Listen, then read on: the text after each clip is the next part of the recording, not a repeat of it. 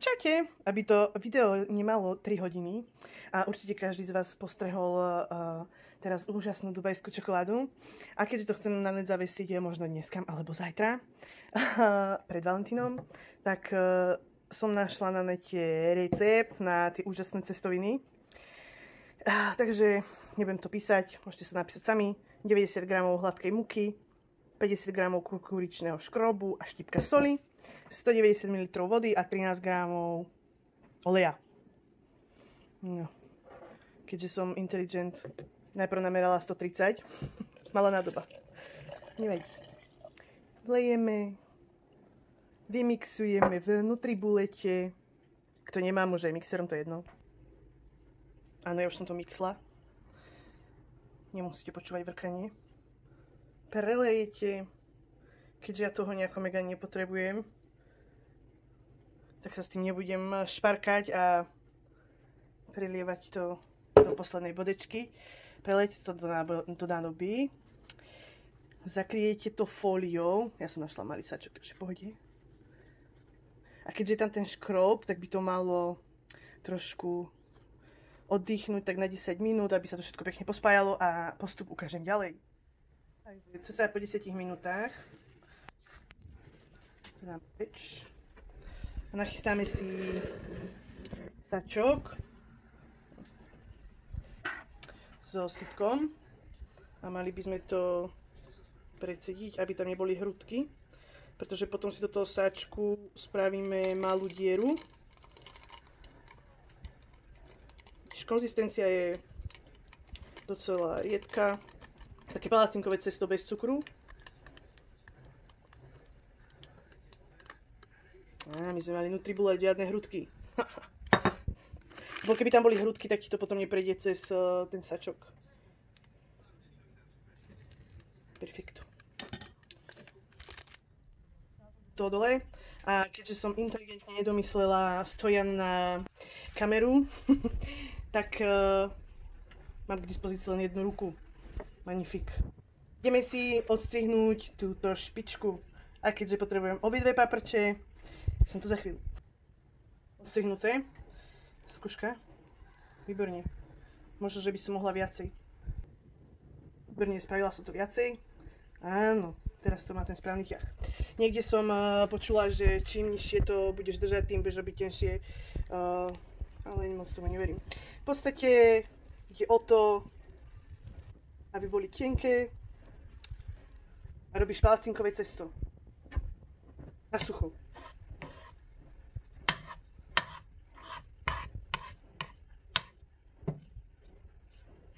No neviem. Ľudia, robím to takisto prvýkrát, hej? Máte zľutovanie. Dve ruky, dobre. Ďalší pokus. Áno, čím nižšie, tým užšie.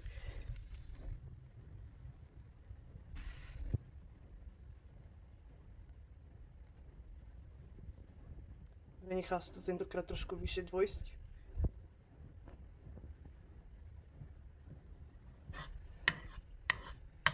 Perfekto. No a takto budete pokračovať. Dokola. Výborne, takže update nie čím nižšie, ale v podstate čím rýchlejšie, tak tým robíš tenšie čiary. Dobre. A hneď to nebrať z tej pandice, ale nechať to poriadne prepiecť, lebo tuto som mala tie prvé, no tieto boli tie prvé, tie sú dosť hrubé, také mľandravice. A tieto som zobrala várku pred touto. A ešte sú také tvrdšie, takže nechať to tam dlhšie určite, môj názor. Začne sa to takto odliepať. No, takže prepiecť. Vidíš to? Aj to ide samé z toho dole. Takže keď to nejde z toho dole, že to musíš škrabať, tak to ešte proste nie je. A kľudne by som to otočila a nechala ešte trošku. Nech sa to posuší. Takže ešte raz. Dávaš rýchlosť, level miliarda. Nevadí, že je tam toho viac. Aspoň teda mne to nevadí, možno, že to vadí, ale tak akože dobre, na to, že to robím prvýkrát. No a počkajme. Tak možno z pol minútky, kým sa to nezačne samé odliepať. Áno, varím s láskou. Ďalší pokus. Vidíš, nechal som tam dlhšie. Paráda. Rozdiel, určite. Takže neviem, či tam tie niektoré ešte, čo tu mám také mľandravice, vrátim. No toto určite vyskúšam, vrátiť naspäť. Toto je ako palacinka a toto už je, to je presušené kvázi. V podstate mi to z tej panvice, no tak nejak takto presne zliezlo same. Takže presušiť môj verdikt. Dobre, takže znovu osmaženie mám pocit, že moc nepomohlo. Takže aj keď sú všade recepty a videá, neviem čo, ale zatiaľ som nikde nevidela, že by niekde povedali, že nechajte to samé, ako keby nepripáli sa to, takže nechá to tak samé odísť z tej panvice. To znamená, že ono sa to samé zdvihne. Takže ja si myslím, že asi aj toto mám ešte také docela, že nie je moc suché, ale tak idem z toho niečo vyskúšať, spraviť. Tu už mám valentínske srdiečka nachystané, pretože to robím láske na Valentína. No, tak tu mám nachystané už aj dosku. Dajte pekne na dosku. A nožikom proste nakrajať, fakt na také mini kúsočky. Urobiť si z toho kokos.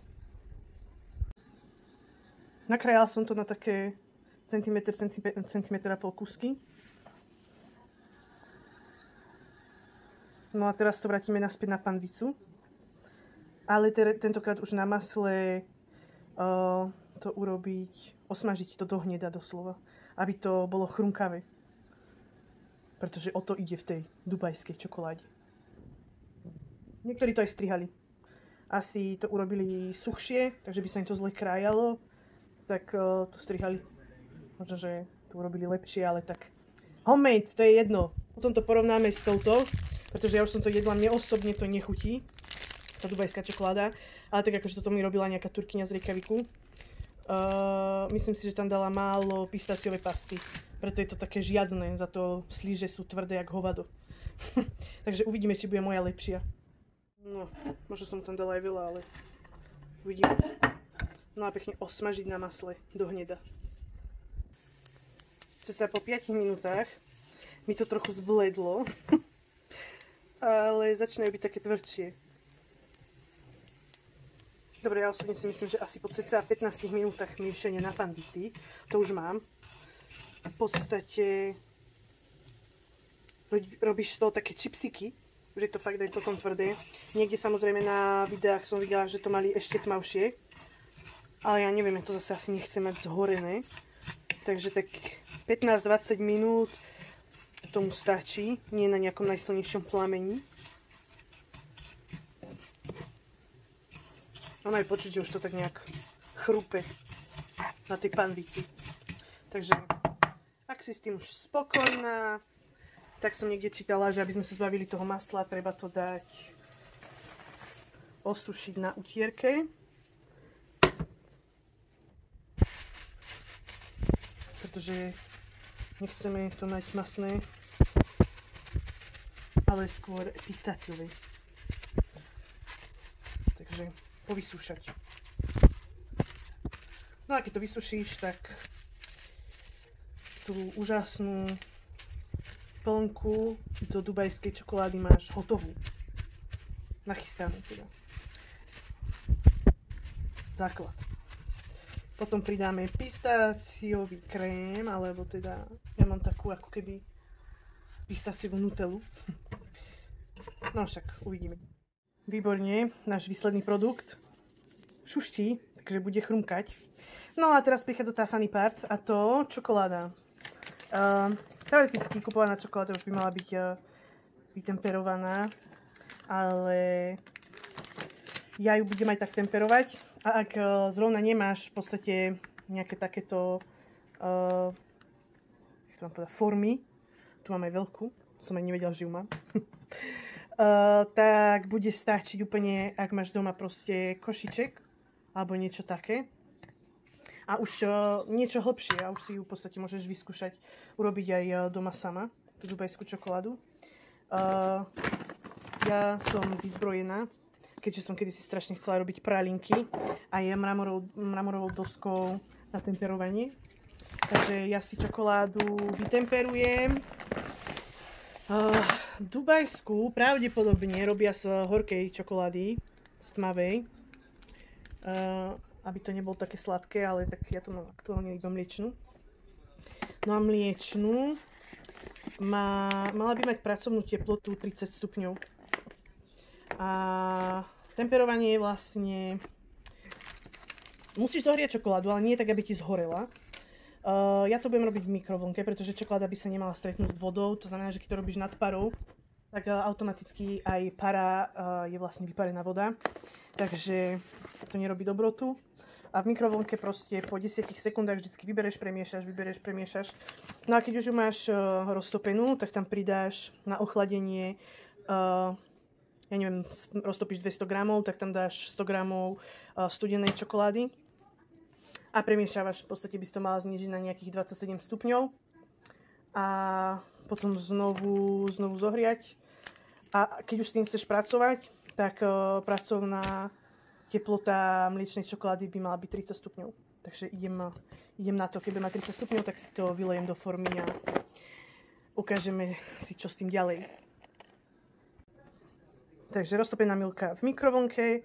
Vždycky po 10 sekundách vybrať, premiešať, pretože keď to zhorí tá čokoláda, tak ju môžeš zežrať. Toto má aktuálne 35 stupňov. Takže ideme to schladiť na tých 27. Tak, pekne pridáme tých 100 gramov studenej čokošky.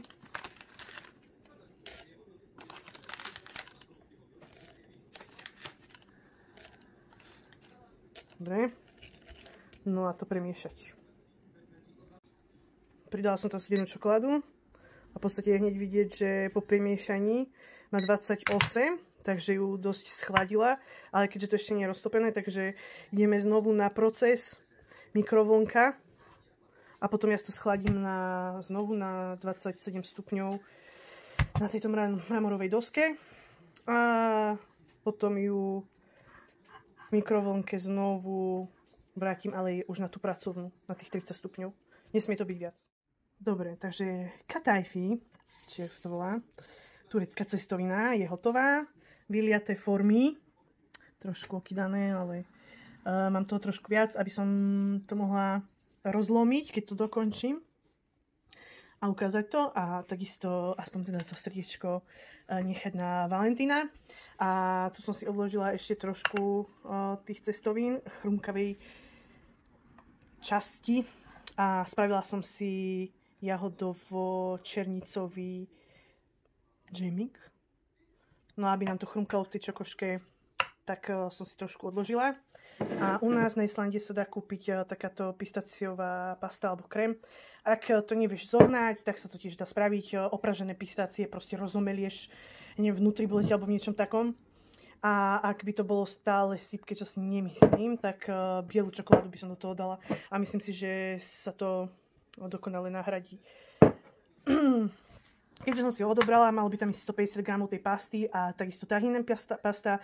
To je sezámová, proste tiež nejaký krémik, ale to nemám a myslím si, že to nepotrebujem na domácu výrobu úžasnej čokolády. Takže zmiešame to, toto zmiešam s pistáciovou pastou, toto zmiešam s jahodovým džemom. No a vyplníme to. Vyplníme formy. Zalejeme naspäť čokoládou a necháme to zatuhnúť. Možno ma do toho napadlo dať ešte tento mandlový krém, alebo mám kešu krém, ale nedávala som to tam. Myslím si, že takto je to úplne jedno. Toto chrumkať bude, to počuť, ale toto jahodové asi nie. Každopádne nevadí, je to tam. Uvidíme, ako to bude chutiť, možno to bude lepšie, lebo je to kyselkavé do tej čokolády, takže naplníme formy.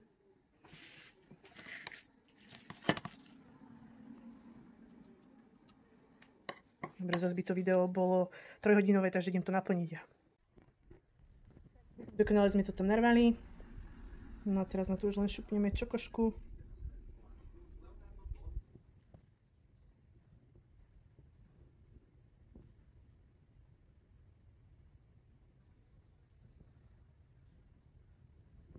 No prosím, nejako takto. Je to také opatlané, ale to sa upraví, keď to pekne stuhne. Tak toto vyzerá naozaj hrozne tak okrcano, ale ide to dobre vybrať. Pozri sa. Srdiečko prvé, hotové. Takže paradica. To znamená, že je to dobre vytemperovaná čokoláda. Ak je to takéto zúbkaté, tak úplne v pohode nožom poobriezať. V prípade nahriatým, ak by to bolo moc hrubé. No a ak si robil viacero plniek, tak odporúčam hneď si to nejako poznačiť. Toto je zrovna tá dubajská s pistáciovým a táto označená s práškom, tak tam je to pyré. No a chcela som ešte vyskúšať ozdobu na piatok, lenže dopadá to presne takto. Takže alebo som to mala zaliať celé, alebo tam dám na to ešte bielu čokoládu, alebo neviem. Alebo sa na to vykašlem a potom to znovu stopím. Vymyslím to proste nejako inak. Takže táto takisto. Tá ide tiež úplne perfektne. Áno, rada by som si pomohla aj druhou rukou, ale nejde to.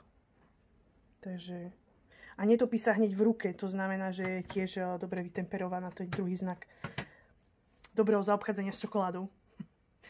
Takže, tak. Pôjdem to nazdobiť nejako podľa mojej fantázie, hlavne aby som to vedela aj rozpoznať a potom sa na to ešte pozrieme, ako praská a či je lepšia ako tá kupovaná. No a keďže sme si to už ozdobili a vymysleli, napríklad aj takto, aj keď je to pre chlapa. Áno, myslela som si, že budem kreatívnejšia, že budem mať na to viacej času, ale myslím si, že to bude skvelé. Takže už to len na Taňaša ochutnať a počkať na Valentína. Čo na to povie polovička? Perfekto. Takže čokolády spravené. Našla som dokonca skvelú krabičku, v ktorej mu to môžem dať. No. Dala som obidve do chladničky. Táto už mám doma trošku dlhšie. Kupovala som dve, vtedy od tej baby. Takže preto je taká biela a preto moja lepšie vyzerá, pretože moja je čerstvá. Ale samozrejme som geniálna. Takže veľmi šikovná. Tak ideme na to.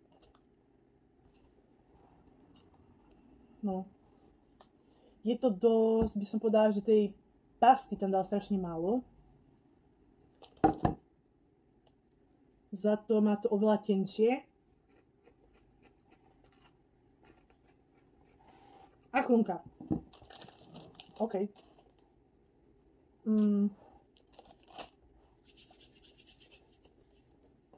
Toto elegantne vyberieme z darčkovej krabičky.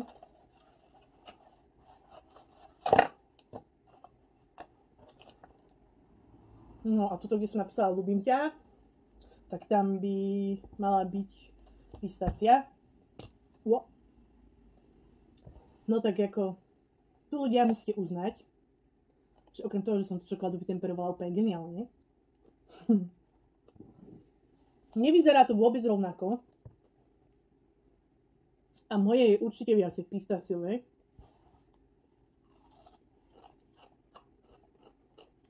A hodne chrumká. Možno aj preto, že tá moja bola čerstvá, inak som trochu chorá, preto mám taký divný hlas. Dobre, moja je rozhodne určite lepšia. Nie preto, že som to robila ja, ale pretože tá náplň je proste lepšia. Keby sa do toho nedám, každému by som vravela, že proste tá čokoláda je na hovno, že nie je dobrá.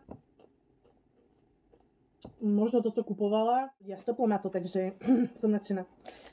Nebolo vidieť, ako krásne krupla táto moja vymyslená náplň. Dobre. Rozmlažená, ale dobre, nevadí. Je skvelá.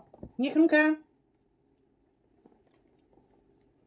ale je proste jahody v čokoláde. tým nič nepokazíš. Plnky tam môžeš dať od vymyslu sveta. Ja by som tam kľudne dala ešte taký karamel s hruškou. To by mohol byť top. Slaný karamel, hocičo. Takže, aby som to zhrnula, myslím si, že valentínsky darček to bude skvelý. Pre Romana som zvedala, ako sa bude tváriť. Doma robená čokoláda bude asi lepšia, pretože aj si tam dáš viacej tej pistáciovej pasty a všetkého. Aspoň sa vyverajú tomu, že to bude takéto suché. A že vlastne budeš cítiť iba to palacinkové cesto. No a ak to mám ešte celkovo zhrnúť, tak si myslím, že tento boom, no v obchode je to drahé, ale ja som to robila asi 6 hodín. S tým, že už viem temperovať a všetky tie chyby predtým ohľadom čokolády boli teraz veľmi rýchlo vyriešené. Myslím si, že nie je tak drahá, alebo je drahá podľa toho, ako si vážiš svoj čas. 6 hodín môžeš venovať úplne niečomu inému a nemusí sa to podariť, ale zase to nie je dôvod, prečo to nevyskúšať. Takže veľa zdaru a teším sa na vaše vytvorenie.